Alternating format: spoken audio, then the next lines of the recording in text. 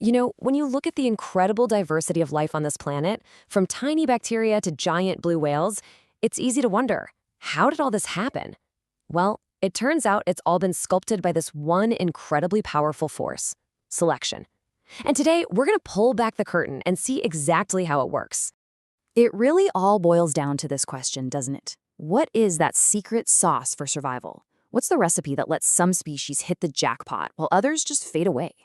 Turns out there are two main ingredients in that recipe. One cooked up by nature, and the other, well, that one's run by us. So first up, let's talk about the OG, the grand architect of life itself: natural selection. The best way to think about it is like nature's own super strict quality control system.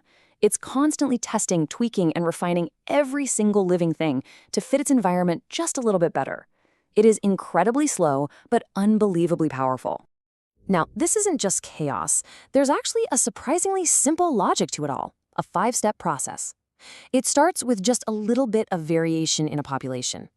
That leads to overproduction, which then kicks off a huge struggle for survival. The winners of that struggle? They get to pass on their winning traits. And when that happens over and over for a very long time, that's evolution. Let's see how this plays out for real. Okay, picture a bunch of cacti hanging out in the desert. To us, they all look pretty much the same. But underneath the sand, there are tiny hidden differences. That's genetic variation. Just by pure random chance, some have roots that are a little bit longer than their neighbors. For now, it doesn't seem like a big deal, but this little difference is the key ingredient. Then, the rainy season hits, and the cacti go wild, producing tons and tons of offspring, way more than that little patch of desert could ever hope to support. This is step 2, overproduction, and it's about to cause a big problem. Because then the environment flips the script. The brutal dry season kicks in, and suddenly, water is everything. This is the struggle for existence. It's not a big dramatic fight. It's a silent, desperate race to find a drink. So who wins this race? Well, remember that tiny, random difference in root length? Now it's a matter of life and death. The cacti with the longer roots can reach down to that deeper water that others can't. They live. The others don't. This is it. This is survival of the fittest in action. And here's the final, crucial step. The long-rooted survivors get to make more cacti, passing on their genes for longer roots to the next generation. Now, imagine this cycle repeating for thousands of years. Slowly but surely, the whole cactus population evolves to have longer roots. Simple, right? But over enough time, this process creates incredible adaptations. And this shows us that fittest doesn't mean strongest or fastest. It just means best suited to the current environment. Take these peppered moths. In a forest darkened by industrial soot, the dark moths are camouflaged, and they thrive. But in a clean, unpolluted forest, that same dark color is a death sentence, making them an easy target for birds. The environment is always the judge. Now, this whole process isn't just some historical thing with cacti and moths. It's happening right now, even inside our own bodies. Imagine you've got millions of bacteria, and just through a random 1 in a billion mutation, a single one of them develops resistance to an antibiotic. Then you take an antibiotic. For the bacteria, this is the selection pressure. It's like an apocalypse. It wipes out all its non-resistant buddies. But that one little mutant, it doesn't even notice. It survives. The drug itself has picked the winner. And because bacteria reproduce at lightning speed, that lone survivor starts dividing and dividing and dividing until pretty soon you have an entire army of antibiotic-resistant superbugs. It's a perfect and frankly terrifying example of natural selection happening in fast forward. So here's the bottom line. It doesn't matter if we're talking about cactus roots, moth colors, or superbugs. The specific example isn't what's important. It's the concept, that 5-step process that's the same every single time.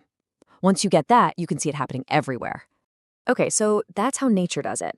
But what happens when the one doing the selecting isn't the environment, but us?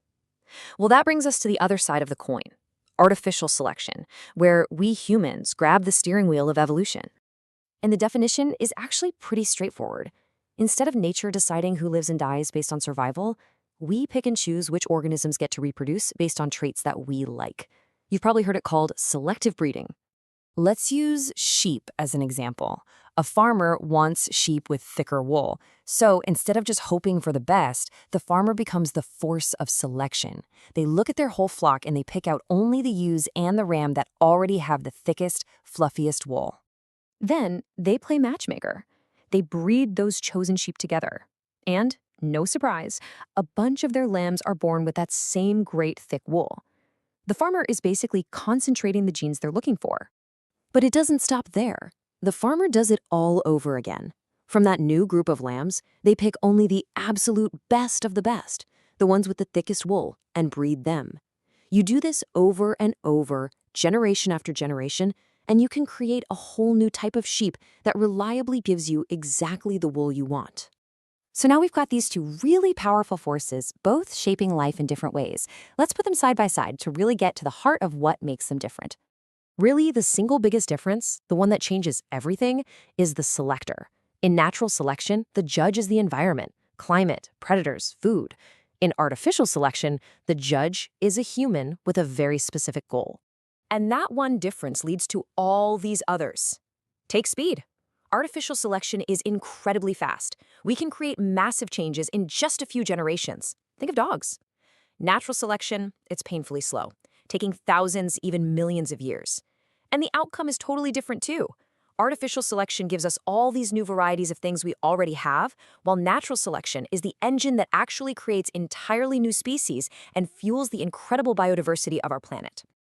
So if you're going to take just one thing away from this, let it be this. Natural selection is all about survival, plain and simple.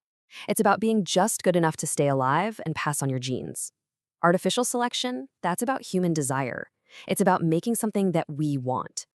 And all of this leads us to one last really big question. We know natural selection is slow, and artificial selection is much faster.